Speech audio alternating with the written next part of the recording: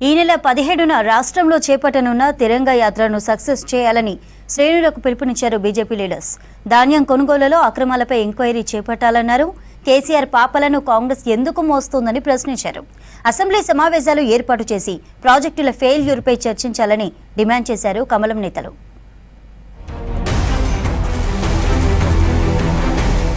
Operation Sindoor success సందర్భంగా భారత సైన్యానికి మద్దతుగా తిరంగా యాత్ర చేపడుతున్నామన్నారు కేంద్ర మంత్రి BJP state chief Kishan Reddy.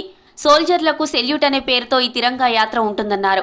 ఈ యాత్రను రాజకీయాలకు అతీతంగా ప్రజలు సక్సెస్ చేయాలన్నారు. పాకిస్తాన్ కుట్రలను తిప్పికొట్టేందుకు భారత సైన్యం సిద్ధంగా ఉందన్నారు కేంద్ర మంత్రి. ఈ ఆపరేషన్ సింధూర్లో ఎక్కడ కూడా అమాయకులు ఒక్కరు కూడా చనిపోరు. ఏ ఇంటిని పేల్చాలో, ఏ ఇంట్లో ఉన్నటువంటి ఉగ్రవాదిని చంపాలో సరిగ్గా అదే ఇంటిని ఇక్కడ ఇండియాలో కూర్చొని అదే ఇంటిని పేల్చినటువంటి గొప్ప శక్తి, వైజ్ఞానికమైనటువంటి ఆధునికమైనటువంటి శక్తి నరేంద్ర మోడీ గారి నాయకత్వంలో ఈరోజు భారతీయ సైనికుల అమ్ముల పొదలో ఉంది. సీఎం రేవంత్ కు కేంద్ర మంత్రి బండి సంజయ్ లేఖ రాశారు. ఫీజు రియంబర్స్మెంట్ బకాయిలపై అసెంబ్లీ సాక్షిగా ఇచ్చిన మాట ఏమైందని లేఖలో ప్రశ్నించారు. రాష్ట్ర ప్రభుత్వ నిర్లక్ష్యం వల్ల 8,000 కోట్ల బకాయిలు పేరుకుపోయాయని, ఇప్పటికీ ఫీజు రియంబర్స్మెంట్ బకాయిలు చెల్లించకపోవడంతో ప్రైవేటు కాలేజీ యాజమాన్యాలు దిక్కుతోచని పరిస్థితిలో పడిపోయాయని చెప్పారు. ఇప్పటికే చాలా డిగ్రీ ఇంజనీరింగ్ కాలేజీలు మూతపడ్డాయన్నారు. ఫీజులు చెల్లించకపోవడంతో విద్యార్థులకు కొన్ని కాలేజీలు సర్టిఫికెట్లు ఇవ్వడం లేదని ఆందోళన వ్యక్తం చేశారు.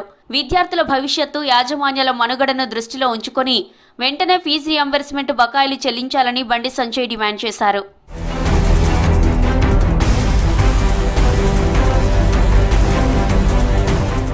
ధాన్యం కొనుగోలులో అక్రమాలపై రాష్ట్ర సర్కార్ సీబీఐ దర్యాప్తు చేయించాలని డిమాండ్ చేశారు బీజేపీ నేత ఏలేటి మహేశ్వర్ రెడ్డి.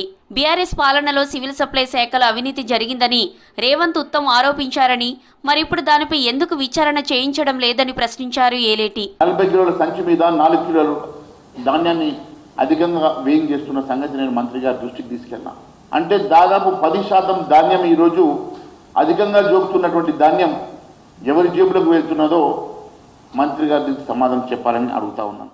అసెంబ్లీ సమావేశాలు వెంటనే ఏర్పాటు చేయాలని డిమాండ్ చేశారు BJP deputy floor leader Payal Shankar. కూలిన ప్రాజెక్టుల మీద ఏం చర్యలు తీసుకుంటారో అసెంబ్లీ సమావేశాల్లో చెప్పాలన్నారు. కమిషన్ విచారణ నివేదిక వచ్చింది కదా అని గుర్తు చేశారు. అనుమతులు లేకుండా ప్రాజెక్టు నిర్మించారన్నారు. ఢిల్లీలో కాంగ్రెస్ అధిష్టానాన్ని బీఆర్ఎస్ మేనేజ్ చేస్తున్నట్లు అనుమానం వస్తోందన్నారు Payal Shankar. National dam safety authority నివేదిక కొరకు మేము చూస్తూ ఉన్నాం. వాళ్ళు రిపోర్ట్ ఇచ్చినటువంటి వెంటనే మేము చర్యలు చేపడతామని చెప్పిండ్రు. 1.5 సంవత్సరం కాలమైంది ఈ రాష్ట్రంలో కాంగ్రెస్ పార్టీ అధికారంలోకి వచ్చి. మరి నివేదిక వచ్చింది కదా, మీరు చర్యలు ఏం చేపడతా ఉన్నారు? సంబంధిత కట్టినటువంటి కాంట్రాక్టర్ మీద ఏం చర్య తీసుకుంటా ఉన్నారు? హైదరాబాద్ పాత బస్తీ అఫ్జల్ గంజ్ లో జరిగిన అగ్ని ప్రమాద స్థలాన్ని పరిశీలించారు గోషామహల్ ఎమ్మెల్యే రాజాసింగ్. ఫైర్ సిబ్బందితో మాట్లాడి ప్రమాదానికి గల కారణాలు అడిగి తెలుసుకున్నారు. జాగ్రత్తగా ఉండాలని స్థానికులకు సూచించారు రాజాసింగ్.